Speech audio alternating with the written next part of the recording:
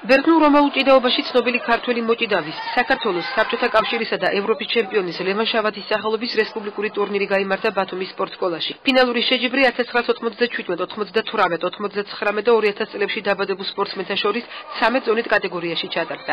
ტურნირში საქართველოს რეგიონებიდან, თურქეთიდან, სომხეთიდან და აზერბაიჯანიდან ჩამოსული სპორტსმენები მონაწილეობდნენ.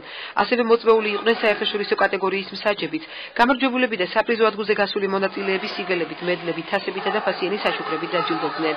ტურნირი აჭარის სპორტისა და ახალგაზრდობის საქმეთა დეპარტამენტის და აჭარის ჭიდაობის ფედერაციის ორგანიზებით გაიმართა.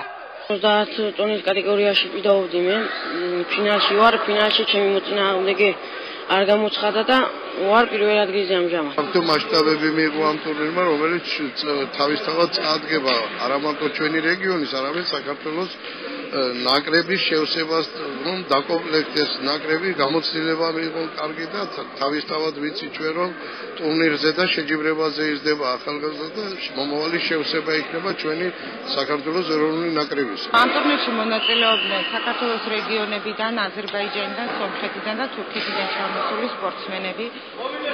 ასევე ჩამოსულია მაღალკვალიფიციური საერთაშორისო კატეგორიის მსაჯთა ბრიგადა.